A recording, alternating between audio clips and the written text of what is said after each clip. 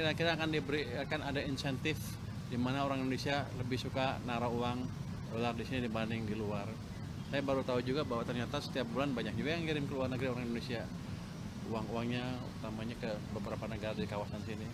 Jadi kita akan menjaga itu dengan memberikan insentif yang menarik sehingga mereka nggak usah capek-capek kirim dolarnya keluar. Itu utamanya. Pak, tapi sebelumnya BI pas RDG lah, katanya sebenarnya supply dolar itu membaik Pak. Itu gimana Pak? Ternyata instruksi presiden juga menarik lagi dolar Oh enggak, gini. Mungkin sekarang emang membaik, tapi kita masih ngelihat ada yang masih bergerak keluar. Kalau kita bisa jaga masuk ke sini, nggak keluar, cadangan devisa kita akan lebih besar lagi dan perbankan kita punya supply dolar lebih banyak lagi. Dan nanti proyek-proyek yang let's say hilirisasi kan biasanya perlunya dolar financing kan, dananya ada di sini dengan bunga yang cukup baik dan yang untung adalah perbankan dalam negeri sendiri. Jadi uangnya nggak kemana-mana. Itu kira-kira rencananya. Saya nggak tahu bisa ngomong apa ya. Kira-kira begitulah.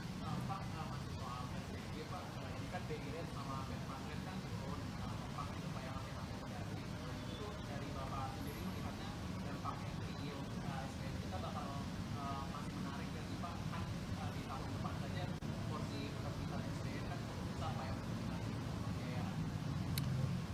Menarik apa enggak tergantung gimana prospek pertumbuhan di sini.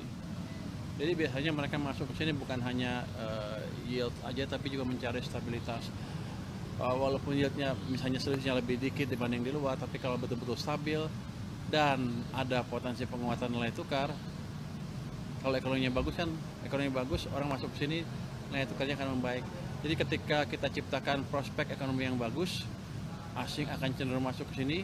Walau yield dalam rupiah term, dalam nominal term angkanya itu turun dibanding sebelumnya, tapi ada potensial gain yang lain dari tadi harga obligasinya sendiri meningkat ditambah apresiasi nilai tukar. Itu amat menarik. Jadi kalau stabil aja mereka suka, apalagi kalau ada ekspektasi rupiah menguat. Jadi Anda nggak usah takut. Selama kita bisa menciptakan prospek pertumbuhan ekonomi yang bagus, mereka akan masuk ke sini.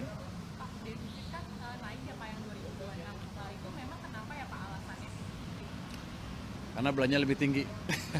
Tapi begini, itu kan ada aspirasi masyarakat yang Anda lihat kan, daerah-daerah terpaksa menaikkan pajak PBB dan lain-lain yang amat tinggi sekali sehingga menimbulkan instability.